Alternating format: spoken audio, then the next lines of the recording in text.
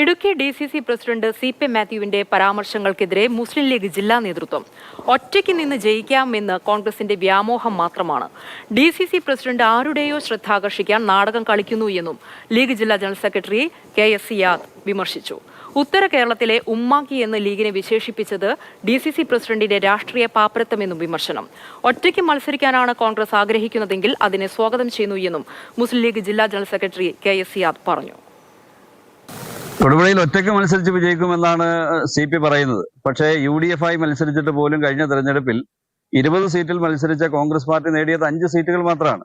കേവലമായ രാഷ്ട്രീയ വിപ്ലവങ്ങൾക്ക് വേണ്ടി അല്ലെങ്കിൽ ആരുടെയൊക്കെ ശ്രദ്ധയാകർഷിക്കാൻ വേണ്ടി നടത്തുന്ന നാടകങ്ങൾ പോലെയാണ് CPയുടെ പത്രസമ്മേളനം നമുക്ക് അനുഭവപ്പെടുന്നത്. അദ്ദേഹത്തെ പോലെ ഉത്തരവാദിത്തമുള്ള രാഷ്ട്രീയ പ്രവർത്തകർ ഇത്തരത്തിലുള്ള വർത്തമാനങ്ങൾ ഒരു പത്രസമ്മേളനത്തിലൂടെ വിളിച്ചു പറയുന്നത്, ഉത്തര കേരളത്തിലെ ഉമ്മാക്കിയാണ് മുസ്ലിം ലീഗ് എന്നൊക്കെ പറയുന്നത് അദ്ദേഹത്തിന്റെ രാഷ്ട്രീയ പാപ്പരത്വമാണ് തെളിയിക്കുന്നത്. അത്തരം വർത്തമാനങ്ങളുമായി സന്ധി ചെയ്തു പോകാൻ മുസ്ലിം ലീഗ് പാർട്ടി ഒരിക്കലും തയ്യാറാകില്ല. പെട്ടെന്നുണ്ടായ വികാരക്ഷോഭത്തിൽ ഒരു പാർട്ടിയെ അടിച്ചിരുത്താമെന്നുള്ള വ്യാമോഹമാണ് CPയെ പോലുള്ളവർ പ്രകടിപ്പിക്കുന്നതെങ്കിൽ അതേ നാണയത്തിൽ അതിനെ നേരിടാനുള്ള കരുത്ത് മുസ്ലിം ലീഗ് പാർട്ടിക്കുണ്ട്.